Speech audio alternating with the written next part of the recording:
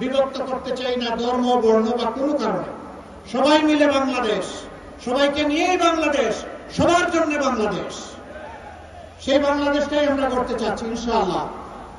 এই জন্য ইনসাফের প্রতীক দাঁড়িপাল্লা আছে, আরো আমাদের সঙ্গী সংগঠন যেখানে যেটা আছে সেইটাই আমাদের 11 দলের মার্কা। আমি বলেছিলাম আমি জামাত ইসলামের বিজয় চাই না। আপনারা বলবেন আশ্চর্য, তাই এই দল আপনি করেন কেন, এই দলের আমির আপনি হয়েছেন কেন যদি এটা বিজয় না চান? আমি আসলেই জামাতে ইসলামের বিজয় চাই না, আমি 18 কোটি মানুষের বিজয় চাই। 18 কোটি মানুষের বিজয় নিশ্চিত হলে আপনি আমি সবাই আলহামদুলিল্লাহ গর্বিত হয়ে যাব, উপকৃত হয়ে যাব। সেই বাংলাদেশটাই দেখতে চাচ্ছি। যারা বিভিন্ন কথা বলে জাতিকে বিভক্ত করতে চায় ওদেরকে তাড়িয়ে দেবেন।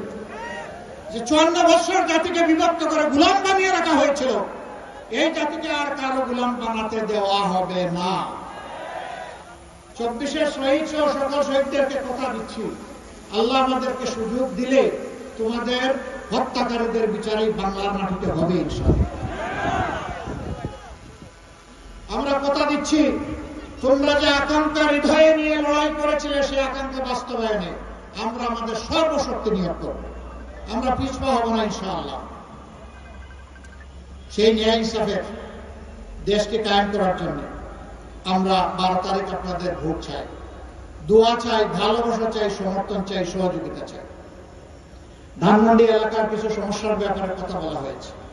সমস্যাগুলো আহামরি কিছু না, কিন্তু যারা এই এলাকাগুলোর দায়িত্ব পালন করেছেন ওদের মগজটা ভালো ছিল না। এই জন্য একটা পরিচ্ছন্ন এলাকাকে তারা এরকম করে রেখেছেন।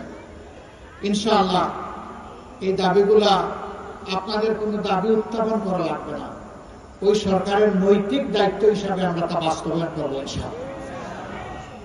এখানে একসময় টেনার ইন্ডাস্ট্রি ছিল, গড়ে গড়ে ছিল, আজকে এটা স্থানান্তরিত হয়েছে, কিন্তু তাদেরকে মর্যাদার সাথে সেখানে বসানো হয়নি।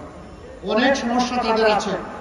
আমাদের শহীদ আমিরে জামাত মৌলানা মতিউর রহমান নিজামী শিল্পমন্ত্রী থাকা অবস্থায় উদ্যোগটা নিয়েছিলেন এলাকাকে একটু পলিউশন থেকে মুক্ত করে সম্মানের সাথে তাদের ব্যবসার সুযোগ করে দেওয়ার জন্য। সেই সাভারের টেনারি শিল্প এখনো পর্যন্ত আধুনিক শিল্পে রূপান্তরিত হয় নাই, অথচ এটি এমন একটা সম্পদ বাংলাদেশের, এই কাঁচামাল সমৃদ্ধ এই সম্পদকে আমরা একদম মাটির সাথে মিশিয়ে দিচ্ছি। আমরা কথা দিচ্ছি, আমরা এই ভাইদেরকে বুকে ধারণ করে তাদেরকে গর্বিত করব, তাদের হাত শক্তিশালী করব, তাদের সমস্যার সমাধান করব। শিল্পে, চামড়া শিল্পে বাংলাদেশ বিশ্বে নজির স্থাপন করবে ইনশাআল্লাহ।